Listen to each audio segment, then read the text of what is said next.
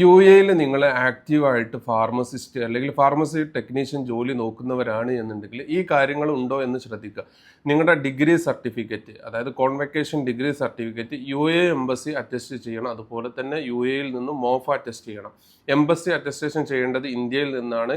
അത് നിങ്ങളെ പരിചയത്തിലുള്ള ഏതെങ്കിലും ട്രാവൽസിലോ ഏജൻറ്റിൻ്റെ അടുത്ത് കൊടുത്തു കഴിഞ്ഞാൽ അവരത് ചെയ്തു തരും.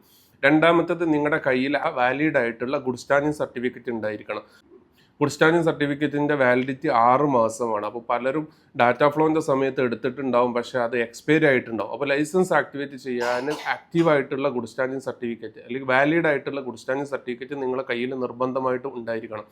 മൂന്നാമത്തെ കാര്യം, എക്സ്പീരിയൻസിൻ്റെ gap should not be more than 2 year. അതായത് നിങ്ങളുടെ എക്സ്പീരിയൻസിൻ്റെ ഗ്യാപ്പ് ഒരിക്കലും 2 വർഷത്തിൽ കൂടുതൽ ഉണ്ട് എന്നുണ്ടെങ്കിൽ നിങ്ങളുടെ റീസെൻ്റ് എക്സ്പീരിയൻസ് വെച്ചിട്ട് നിങ്ങളുടെ ഡാറ്റ ഫ്ലോ റിപ്പോർട്ട് അപ്ഡേറ്റ് ചെയ്യണം. അപ്പോൾ ഇത്രയും കാര്യങ്ങൾ ഉണ്ടോ എന്ന് ശ്രദ്ധിക്കുക. കാരണം പലരെയും ഹയർ ചെയ്തതിന് ശേഷം ഇവർ ഡോക്യുമെൻ്റ് അയക്കാൻ പറയുന്ന സമയത്തായിരിക്കും ഇതൊക്കെ വേണം എന്ന് ചിലർക്ക് മനസ്സിലാവുന്നത്.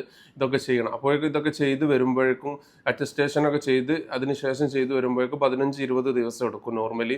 അതുപോലെ തന്നെ ഗുഡ് സ്റ്റാൻഡിംഗ് സർട്ടിഫിക്കറ്റ് പല ഫാർമസി കൗൺസിലിൽ നിന്നും 1 മാസം, 1.5 മാസം, 2 മാസമൊക്കെ എടുക്കും. അപ്പോൾ ഇത്രയും ഡിലേ, ഇത്രയും സമയമൊന്നും ഒരു ഫാർമസിക്കാരും ചിലപ്പം വെയിറ്റ് ചെയ്യില്ല നിങ്ങളെ വേണ്ടിയിട്ട്. അപ്പോൾ ഇതെല്ലാം റെഡിയുള്ള വേറെ ആരെങ്കിലും ഉണ്ടെങ്കിൽ അവരെ പെട്ടെന്ന് ഹയർ ചെയ്തിട്ട് അവർ ലൈസൻസ് ആക്ടിവേറ്റ് ചെയ്യും. അപ്പോൾ ഇത് മസ്റ്റായിട്ടും നിങ്ങൾ ശ്രദ്ധിക്കുക.